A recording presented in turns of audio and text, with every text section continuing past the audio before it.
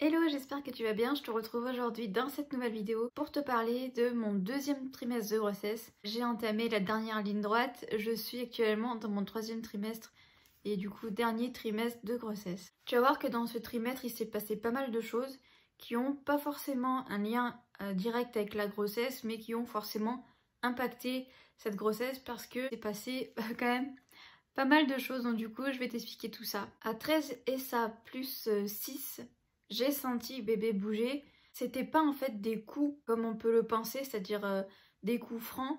C'était, voilà, comme on dit souvent, des espèces de petites bulles. Et comme j'ai déjà vécu une grossesse, eh bien, j'arrive plus facilement en fait à analyser ces petites bulles.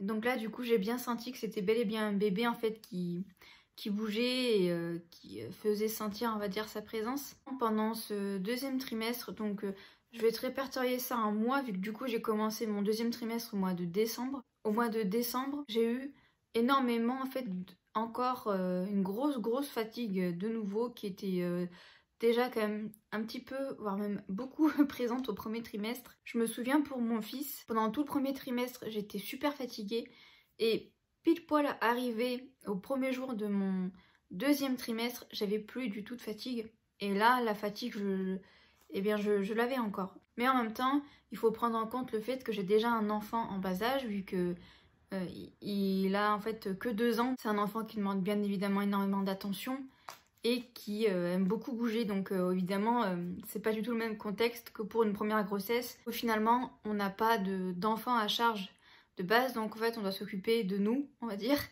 et voilà, de la maison, et puis ça s'arrête là, quoi. Là, c'est complètement différent, c'est un autre cadre. Donc je pense que ça aussi, ça a forcément joué sur cette fatigue. Maintenant, je vais te parler un petit peu des envies de grossesse, puisque mes envies de grossesse ont un tout petit peu changé. J'ai toujours autant envie de mayonnaise. Je crois que je pourrais me faire des perfusions de mayonnaise. Mais actuellement, je suis en sevrage. Oui, actuellement, en fait, j'évite en fait tout ce qui est, on va dire, trop gras, entre guillemets. Donc la mayo, ça en fait partie. Donc on va dire que je l'ai mis de côté, même si franchement j'en ai vraiment envie. J'ai également eu envie de la sauce, je crois que c'est le Barilla qui l'a fait. La sauce pesto rosso. Et vraiment je veux manger que celle-là, j'en ai goûté d'autres, non.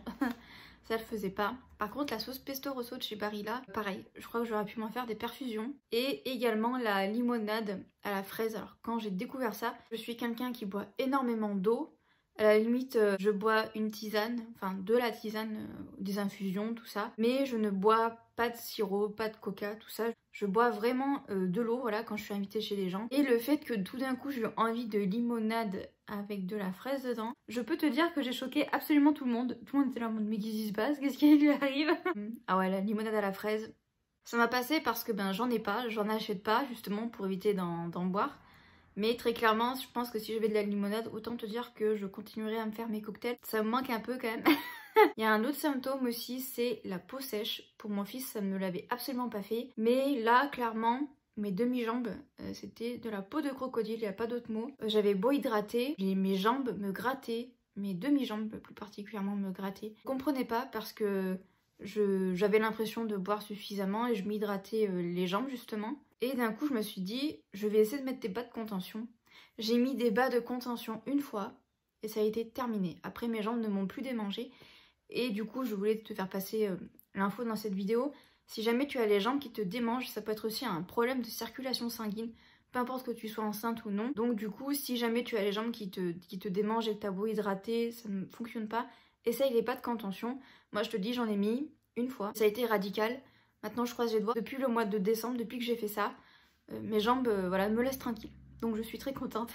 J'ai été également très écœurée de la viande. Mais genre vraiment, dès que je sentais l'odeur de la viande, j'avais des nausées. Alors moi, il faut savoir que je suis végétarienne. Donc du coup, la viande, je n'en mange pas. Par contre, je la cuisine pour mon mari, en fait, qui mange de la viande. Mon fils mange surtout de la viande blanche. Je te parlerai de son régime alimentaire, je pense, dans une autre vidéo. Enfin, si on peut appeler ça régime alimentaire. Mais il y a eu tout un processus de changement, donc du coup, je t'en parlerai. Mais mon fils, en fait, n'aime pas la viande rouge. Il en mange très peu. Il préfère la viande blanche. Donc voilà. Mais tout ce qui est en fait viande qui sent assez fort, comme par exemple le steak haché, ça m'a clairement dégoûtée. J'ai eu également beaucoup de douleurs ligamentaires, mais genre vraiment, j'ai vraiment senti en fait que ça poussait Et j'ai vu effectivement sur la fin de mon 4e mois, j'avais l'impression en fait que mon ventre avait poussé d'un coup. Là ça se voyait vraiment que j'étais enceinte. C'était pas juste un petit ventre gonflé parce qu'on a un petit peu trop mangé. Là c'était vraiment flagrant que j'étais enceinte. Là au moment en fait où je tourne cette vidéo, on est début mars. J'avais envie de te faire un petit point poids. Puisque du coup pour mon fils, en tout et pour tout, j'avais pris, on va dire, je vais arrondir à une dizaine de kilos. Pour cette grossesse là, je suis déjà à 10 kilos en fait de prix. Donc autant te dire que ça me change. Et donc là du coup je revois en fait ma sage-femme fin mars pour la grosse écho en fait du 3e trimestre. Et autant te dire que j'ai pas hâte de monter sur la balance parce que je pense que j'ai encore pris du poids. Ça me fait marrer parce que chaque grossesse est complètement différente. Bon, en même temps, pour mon fils, j'avais pas du tout les mêmes envies. Je me fais pas trop de soucis par rapport à la prise de poids, en fait. J'ai surtout peur, en fait, du diabète gestationnel. C'est le seul truc, en fait, qui me fait un peu flipper par rapport à la prise de poids. Donc, ma foi, on verra. Il y a une autre chose aussi qui m'arrive, en fait, pendant cette grossesse et que j'avais pas du tout eu pour la première, c'est les fous rires. C'est-à-dire que dès quelqu'un me fait rire, en fait, ou a une expression du visage qui me fait rire, ou peu importe, je vais pas rire un tout petit peu. Je vais avoir un fou rire directement. Et ça ne m'était jamais arrivé. C'est-à-dire que, enfin, ça peut arriver de partir en fou rire, mais là c'est vrai que j'ai l'impression qu'il n'y a pas de demi-mesure en fait. Donc du coup c'est soit je vais pas rire, soit je vais rigoler, mais me faire pipi dessus carrément quoi. Et d'ailleurs en parlant de pipi, depuis pratiquement le début de cette grossesse, je me lève la nuit pour faire pipi. C'est une horreur. Pour mon fils, je crois que c'était à partir du dernier trimestre, je crois, ou fin 2e trimestre, où j'avais commencé à me lever la nuit. Là, c'est pas du tout le cas. Là, depuis le 1er trimestre, je me lève pour faire pipi la nuit. Franchement, c'est horrible parce que moi, ça me casse ma nuit. Donc, c'est pas terrible. Ma sage-femme, du coup, fait un contrôle au niveau du col qu'à partir du 6e mois. J'avais l'impression que mon périnée est vraiment tout flagada.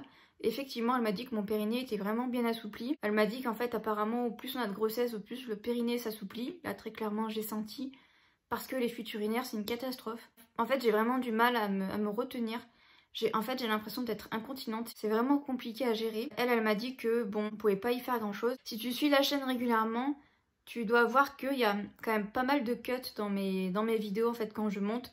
Je suis obligée de beaucoup couper parce que soit je suis très vite essoufflée, soit je rote énormément. Quand je suis assise et que je parle, j'ai un débit assez soutenu, en fait.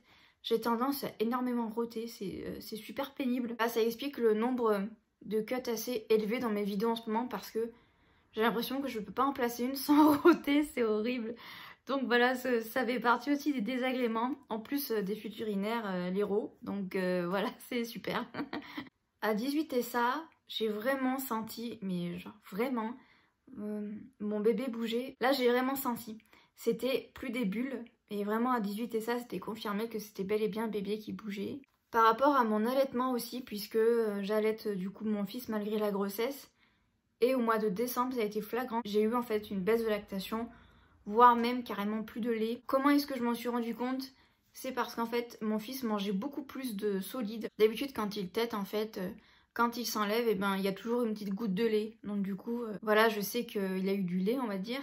Et là, il n'y en avait plus du tout. En fait, quand les bébés tètent, quand ils tètent du lait, ils font quand même relativement du bruit quand il y a le lait qui arrive. Et mon fils, en fait, ne faisait plus ce bruit. Donc du coup, j'ai aussi, grâce à ça aussi, compris que j'avais une très grosse baisse de lactation, voire même carrément plus de lait.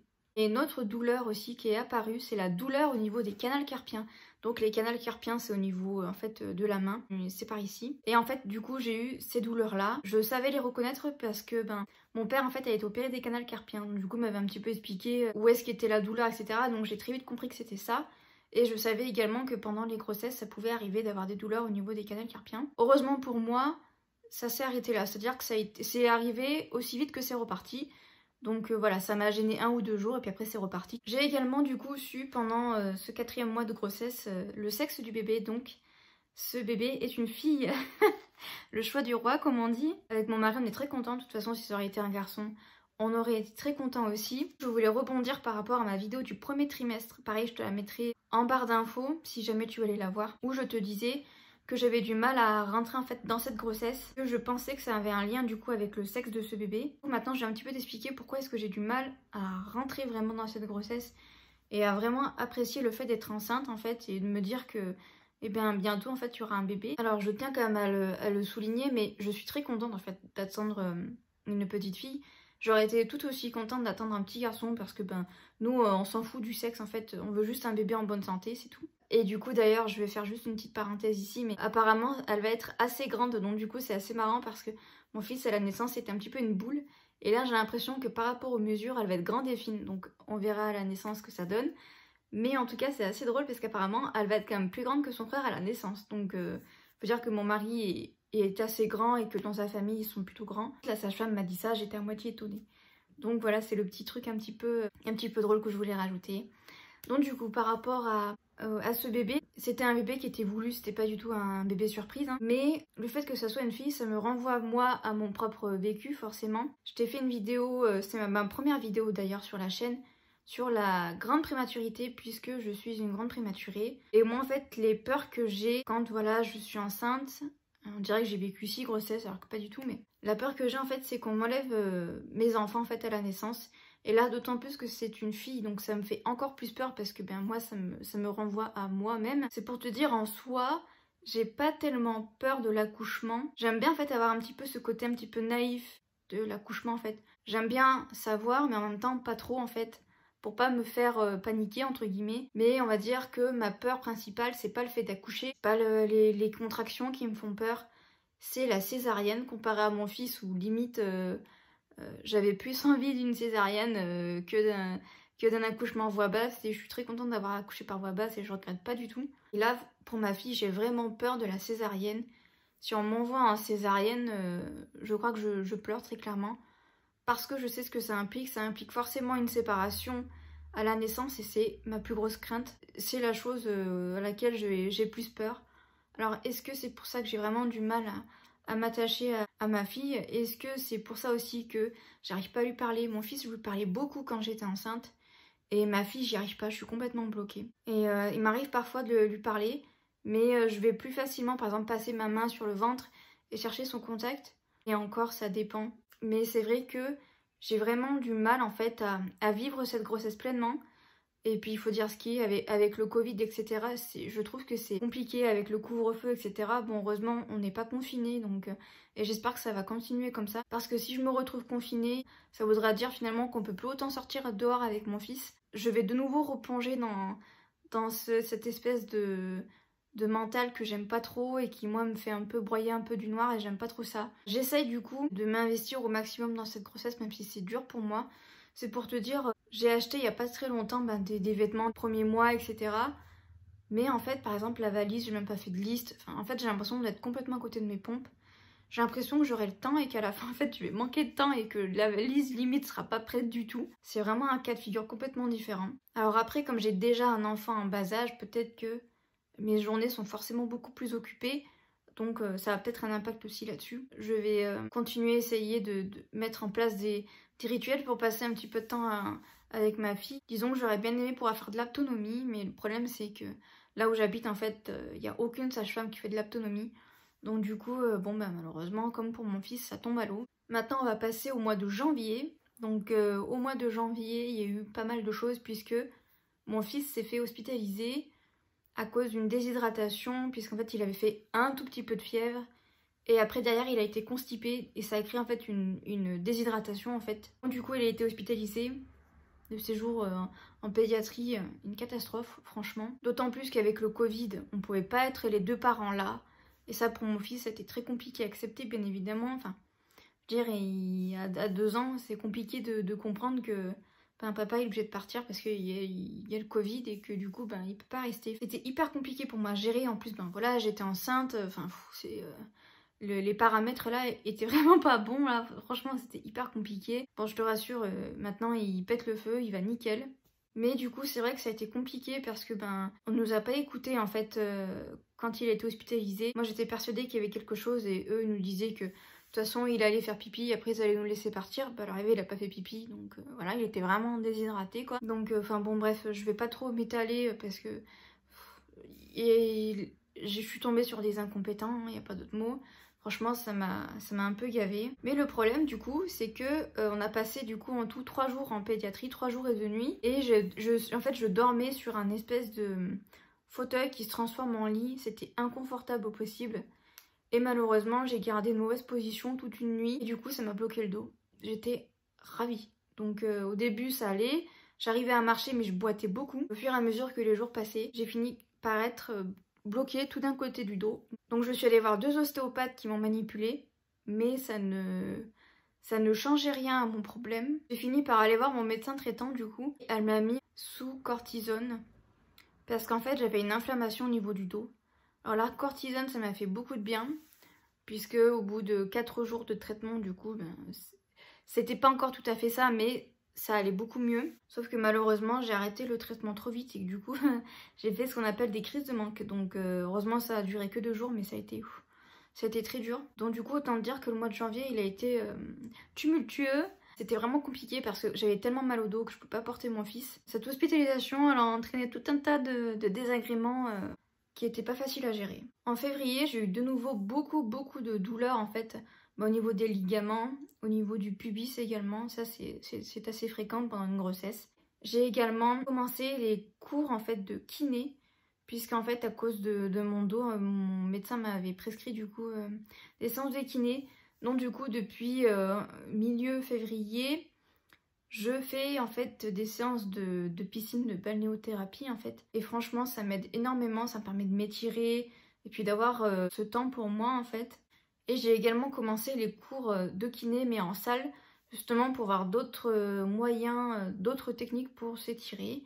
Donc du coup, c'est super intéressant parce que du coup, j'ai pu lui parler de mon périnée justement. Et elle m'a dit qu'on pouvait un petit peu travailler le périnée et les abdos pour travailler l'accouchement qui va arriver. Donc du coup, c'est ce qu'on fait, on travaille le périnée. Je te rassure, on ne travaille pas pareil que pour une rééducation du périnée, c'est pas aussi intense. Mais on le travaille un tout petit peu, juste en fait, histoire que je le sente et que je le muscle un tout petit peu, histoire d'avoir moins de fuite. Et j'ai l'impression que ça marche quand même assez bien, donc je suis assez contente. J'ai également eu en fait les fameuses remontées acides qui ne m'avaient absolument pas manqué. D'un côté, quand même, j'ai de la chance parce que j'ai pas des remontées acides tout le temps. J'en ai que si par exemple je mange très gras ou alors si je mange quelque chose de acide comme par exemple la moutarde. Donc elles sont quand même un petit peu embêtantes. Mais pas autant que pour ma première grossesse, donc du coup je suis à moitié satisfaite de ça. Et enfin, pour terminer, pour conclure cette vidéo, j'étais, comme je t'ai dit, toujours beaucoup fatiguée. Sur le coup, je me disais que bon, c'était peut-être par rapport à l'hospitalisation de mon fils, etc. Et que bon, j'étais déjà assez fatiguée. Et en fait, pour le 6e mois, on a une grosse prise de sang à faire. Et là, en fait, on s'est rendu compte que j'étais extrêmement carencée en fer. Au début de ma grossesse, j'étais pas du tout carencée. Mais là, mon taux de fer a énormément chuté. J'étais en tachycardie également. Du coup, ma sage-femme m'a prescrit en fait du tardiféron, je crois que c'est ça. C'est du fer en fait, c'est un cachet de fer avec de l'acide folique. Donc du coup, je prends les deux en même temps pour doubler, on va dire, l'efficacité du fer. Et comment te dire que elle m'avait dit que normalement, en 10 jours, je devrais sentir les effets en même pas une semaine. Là, c'est pour te dire, en ce moment, je pète le feu. Ça y est, je suis plus du tout fatiguée. Enfin, je suis un peu fatiguée, mais c'est pas la grosse fatigue que j'avais. J'arrive à faire plein de trucs. J'arrive de nouveau à faire mon ménage. J'arrive de nouveau à beaucoup cuisiner parce que j'adore ça. Donc du coup, je suis trop contente. Et puis en plus de ça, j'arrive à de nouveau assez bien marcher avec mon fils. Bon, on fait pas non plus des marches, des marches super longues. Mais je suis contente parce que j'arrive à reprendre une vie normale en fait. Parce que ces dernières semaines, avant de reprendre ce traitement, c'était assez compliqué parce que j'étais tellement fatiguée. Donc voilà, j'ai la pêche en tout cas. Ça sera peut-être pas le cas quand je te ferai la vidéo sur le 3e trimestre. J'en ai terminé avec cette vidéo. N'hésite pas à me dire en commentaire, toi, comment s'est passé ton 2e trimestre de grossesse. Si on a des symptômes similaires ou voire même peut-être des envies similaires, qui sait. J'espère que la vidéo t'aura plu. J'espère qu'elle t'aura aidé également à y voir un peu plus clair. Si la vidéo t'a plu, n'hésite pas à t'abonner à la chaîne et également à me rejoindre sur Instagram. Le lien de mon compte est en barre d'infos. Et jusqu'à jeudi prochain 18 h, je te souhaite une très bonne semaine. Bye bye.